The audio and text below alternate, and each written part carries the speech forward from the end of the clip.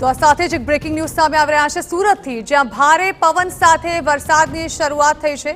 રાજ્યના વિવિધ જિલ્લાઓમાં વરસાદી માહોલ છે, ત્યારે સુરતના આઠવા ગેટ, કતારગામ અને પીપલોદમાં પણ ભારે વરસાદી માહોલ છવાયેલો જોવા મળી રહ્યો છે। સુરતમાં ભારે પવન સાથે વરસાદી માહોલ છવાયો છે। હાલ સુરતમાં વરસાદી માહોલ છવાયા હોવાના સમાચાર સામે આવી રહ્યા છે। ઉલ્લેખનીય છે કે આજે રાજકોટ, બોટાદ તેમજ રાજ્યના અલગ અલગ જિલ્લાઓમાં વરસાદી માહોલ છવાયો હતો, જેના પગલે હાલ સુરતમાં પણ વરસાદી માહોલ જોવા મળી રહ્યો છે, જેમાં સુરતના અલગ અલગ વિસ્તારો જેવા કે અઠવા ગેટ અને કતારગામ વિસ્તારમાં ભારે પવન સાથે વરસાદ વરસી રહ્યો છે।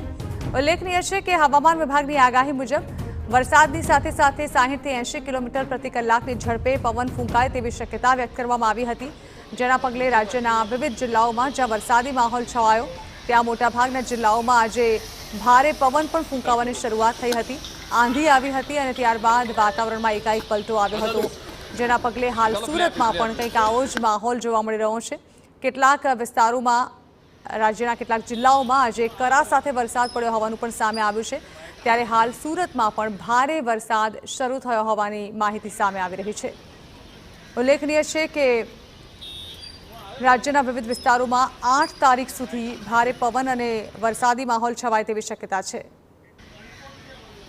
જે રીતે હવામાન વિભાગ તરફથી આગાહી કરી છે, જે રીતે ગુજરાતના અલગ અલગ શહેરો અને જિલ્લાની અંદર જે કમોસમી જે વરસાદ છે તે પડી રહ્યો છે। દક્ષિણ ગુજરાતની વાત કરીએ તો દક્ષિણ ગુજરાતના કેટલાક જિલ્લાઓ, સુરત શહેરની અંદર જે વાતાવરણની અંદર પલટો જોવા મળી રહ્યો છે, સીધા દ્રશ્યો જોઈ શકાય છે કે સુરત શહેરની અંદર જે ધરતી સામે જે રીતે વરસાદ જે છે તે વરસી રહ્યો છે। કમોસમી જે વરસાદ છે તે સુરત શહેરની અંદર પડતા નજરે પડી રહ્યો છે। દક્ષિણ ગુજરાતની વાત કરીએ તો દક્ષિણ ગુજરાતની અંદર નવસારી છે, સચિન છે, જે ઓલપાડ છે, કીમ છે, જે કામરેજ છે, સુરત શહેર સિટીની અંદર પણ જે સાંજ બાદ જે વાતાવરણની અંદર પલટો જોવા મળ્યો હતો, ભારે પવન જે ફૂંકાયો હતો, ભારે પવન સાથે સુરત શહેરની અંદર જે ધૂળની જે ડમરીઓ હતી તે ઉડી રહી હતી, ત્યારે અચાનક જ જે વરસાદ છે તે પડી રહ્યો છે। જોઈ શકાય છે કે અઠવા ગેટ વિસ્તારની અંદર જે કમોસમી જે વરસાદ જે વરસી રહ્યો છે, કારણ કે એક બાજુ ઉનાળાની જે ઋતુ ચાલી રહી છે તે વચ્ચે ગાજવીજ સાથે જે વરસાદ જે વરસ્યો છે, અચાનક જ જે વાતાવરણની અંદર જે પલટો જોવા મળી રહ્યો છે।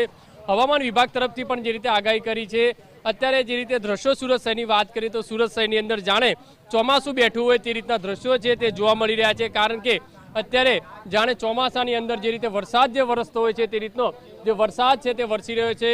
વીજળીના કડાકા સાથે જે વરસાદ છે તે નજરે પડી રહ્યો છે, કારણ કે હવામાન વિભાગ તરફથી આગાહી જે કરવામાં આવી છે કે હજુ પણ દક્ષિણ ગુજરાતના કેટલાક વિસ્તારોની અંદર હજી 3 થી 4 દિવસ આ જે વાતાવરણની અંદર જે પલટો જોવા મળશે। ખાસ કરીને આ જે વરસાદ, જે કમોસમી જે વરસાદ પડવાના કારણે આ રીતે જે ખેડૂતો છે તે ખેડૂતોની અંદર ચિંતાનો જે માહોલ છે તે જોવા મળી રહ્યો છે। અત્યારે દ્રશ્યોની અંદર જે રીતે બતાવી રહ્યા છે, જે વરસાદી જે આખું વાતાવરણ છે તે અહીંયા જોવા મળી રહ્યું છે। રોડ રસ્તા જે બતાવી રહ્યા કે ભીના છે તે નજરે પડી રહ્યા છે, કારણ કે જે દક્ષિણ ગુજરાતના ખેડૂતોની અંદર એક ચિંતાનો માહોલ છે તે જોવા મળી રહ્યો છે, કારણ કે જે વાવેતર કર્યું છે અને વાવેતરની અંદર આજે કમોસમી જે વરસાદ પડી રહ્યો છે તેના કારણે ભારે નુકસાન થવાની જે ભીતિ છે તે ખેડૂતોની અંદર ચિંતા છે। કેમેરામેન સંજય ચંડલ સાથે બલદેવ સુથાર, TV9 સુરત। તો હાલ વરસાદી માહોલ સુરતમાં પણ જોવા મળી રહ્યો છે। સુરતના વિવિધ વિસ્તારોમાં મોડી સાંજે વરસાદી માહોલ છવાયેલો જોવા મળ્યો, જેમાં અઠવા ગેટ, કતારગામ તેમજ પીપલોદમાં વરસાદી માહોલ છવાયેલો જોવા મળ્યો। જોકે કેટલાક સ્થળો પર વરસાદ વિરામ લઈ ચૂક્યો છે, જ્યારે કે કેટલાક સ્થળો પર ભારે પવન સાથે વરસાદ વરસવાનું શરૂ થઈ ગયું હતું। હવામાન વિભાગની આગાહી મુજબ હાલ રાજ્યના મોટાભાગના જિલ્લાઓમાં વરસાદી માહોલ છવાયેલો છે અને વાતાવરણમાં પલટો આવેલો જોવા મળી રહ્યો છે।